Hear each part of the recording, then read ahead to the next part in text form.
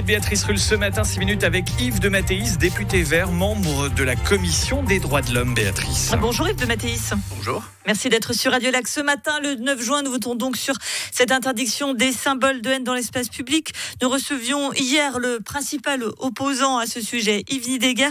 On l'écoute. Vous avez un article 261 bis qui existe maintenant depuis 20 ans, qui vous envoie en tôle si vous diffusez dans l'espace public un message de haine. C'est même la typicité de cette infraction. Et que vous le fassiez par la parole, par l'écrit, par des gestes, ou que vous le fassiez en exhibant un symbole, c'est déjà couvert par la loi. Donc on est en train de faire de l'overkilling sur un problème qui, encore une fois, ne sert qu'à se donner bonne conscience. Vous cherchez à vous donner bonne conscience, Yves de Mattéis?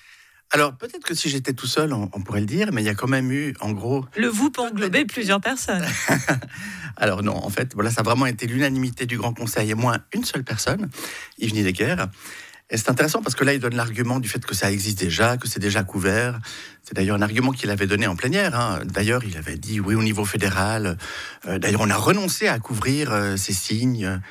ces symboles. Si ça existe déjà, c'est vrai, faisons appliquer simplement la loi. Alors comment est-ce que vous expliqueriez que une très très grande majorité du Conseil des États et du Conseil national viennent justement il y a quelques semaines d'adopter des textes qui précisément... Pour se donner bonne conscience. Pour se donner bonne conscience. À ce moment-là, si on supprime toutes les lois interdisant les discriminations du fait que c'est pour nous donner bonne conscience, je pense que là, notre appareil juridique serait vraiment très très fin. Mais vous reconnaissez qu'il y a quand même une question de symbole en ce qui concerne cette mesure-là?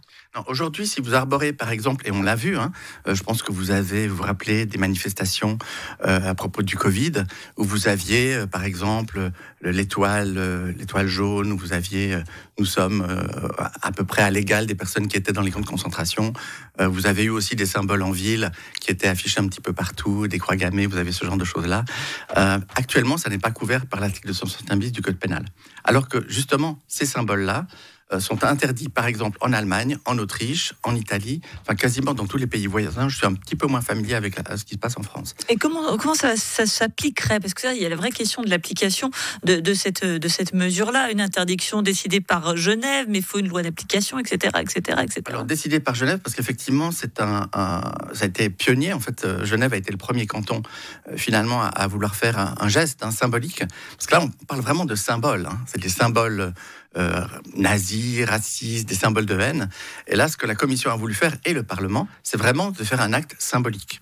C'est pour ça qu'on a voulu l'ancrer dans la Constitution, parce que même les spécialistes qu'on avait auditionnés en commission disaient ce serait peut-être mieux de faire une loi avant, pourquoi le mettre dans la Constitution? D'autres disaient non, c'est bien de l'ancrer dans la Constitution pour marquer véritablement l'attachement. Alors ça veut dire qu'on va avoir un catalogue de symboles dits de haine, parce que c'est vrai que le terme est flou. Beaucoup ont raccourci d'ailleurs à symbole nazi, mais ce n'est pas ça. Symbole de haine, ça peut être beaucoup de choses. Donc on va faire interdit ça. C'est la loi qui va le décider. Donc c'est inscrit dans le texte constitutionnel. Donc c'est la loi qui va en fait appliquer ce principe. D'ailleurs avec toutes sortes d'exceptions, parce que par exemple si vous tournez un film sur la période nazie à Genève, vous allez avoir un certain nombre de croix gammées, à ne pas confondre avec le swastika, parce que là aussi les listes, elles viennent aussi du fait qu'à certains moments, certains symboles n'étaient pas du tout considérés comme attentatoires ou comme des symboles de haine. Par exemple le salut nazi était au départ considéré comme le salut romain, avec Caesar, avec César. Ensuite ça a été repris par l'Italie fasciste et ensuite par les nazis. Pareil avec le swastika, qui est un symbole religieux de paix, de prospérité dans beaucoup de pays asiatiques, et qui a été ensuite légèrement décalé et détourné par le régime nazi. Donc c'est vrai que ça peut même évoluer, et s'il y a une liste, elle pourrait même évoluer dans le temps, parce qu'il y a 100 ans, ces symboles-là ne voulaient pas du tout dire la même chose. Donc oui, effectivement, ça va être inscrit dans la loi, et probablement plutôt même le règlement d'application de la loi qui devra être rédigé. Et là, on pourra vraiment aller dans toutes ces spécificités, avec les exceptions. Si on tourne un film, etc., on pourra utiliser de tels symboles, etc. Mais si, par exemple, vous vendez au marché aux puces des symboles nazis, ce que vous pouvez faire aujourd'hui, eh bien là, vous ne pourrez plus le faire. Vous êtes en train de nous dire que concrètement, si on va samedi à Plein Palais, on peut trouver des symboles nazis sans aucun problème? Alors, en tout cas, moi, j'en ai vu il y a très très longtemps, il est vrai, mais la loi n'a pas changé depuis. Et ce qui s'est passé, moi, je l'avais vu il y avait à peu près 7 ans, on peut très très bien le retrouver maintenant. Et combien de personnes l'arboraient, j'ai envie de vous dire? Parce qu'il y en a qui peuvent le vendre, mais encore faut-il le porter. Alors là, c'était vraiment à la vente. J'ai vu personne l'arborer, j'ai vu personne l'acheter, mais quelqu'un aurait très bien pu l'acheter et l'arborer. Ce sujet, il est étudié également au Parlement fédéral. Là aussi, on sent que le processus va être extrêmement long. Pourquoi finalement voter à Genève quand le Parlement fédéral s'en empare? Alors certes, le processus genevois était plus avancé, mais on peut estimer qu'effectivement, ça c'est véritablement une prérogative de la Confédération. Alors, si vous voulez, le problème, c'est qu'au départ, la Confédération ne voulait pas du tout entrer en matière.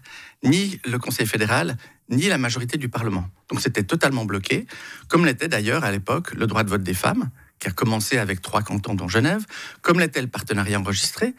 Genève a été le premier canton à légiférer, et ensuite il y a eu Neuchâtel et Zurich. Comme c'était le cas aussi pour l'initiative populaire en faveur des droits des personnes en situation de handicap, vous aviez seulement 3 cantons qui étaient vraiment en avance sur les autres. C'était Genève, le Tessin et le Jura. Donc Genève, malgré tout, souvent a fait œuvre de pionnier. C'est aussi à Genève qu'il y a eu la première motion sur l'interdiction des thérapies de conversion, que j'ai d'ailleurs rédigée. Et c'est seulement après, finalement, que la Confédération prend le relais quand elle se rend compte qu'il y a tout d'un coup plusieurs cantons qui rentrent dans ce train. Ils finissent par... Et c'est ce qui s'est passé. Au départ, la Confédération ne voulait absolument pas en entendre parler. Et là, en quelques semaines, il y a eu plusieurs textes qui ont été votés et par le Conseil des États et par le Conseil national. Pour terminer, de Mathéis, il semble assez évident que normalement ce texte devrait être approuvé par le peuple. J'ai envie de vous dire, est-ce que même si c'est approuvé par 52-53%, c'est pas déjà un échec? Ça devrait faire un large consensus. Alors normalement, ça devrait faire un large consensus, puisque à peu près tous les partis, sauf l'UDC, ce qui est quand même assez surprenant, parce qu'en fait, c'est un UDC qui avait déposé le texte, puisque je crois que c'était son grand-père qui avait servi le général de Gaulle, qui avait été dans la résistance. Et malheureusement, ce texte qui a été écrit, rédigé et légèrement transformé, émanant des rangs UDC, n'a finalement pas été accepté en Assemblée générale, parce que justement, M. Nidegger a su retourner à l'Assemblée générale de l'UDC. Merci beaucoup Yves de Mathéis, membre de la Commission des droits de l'homme. Et donc rendez-vous le 9 juin pour ce sujet concernant l'interdiction des symboles de haine dans l'espace public.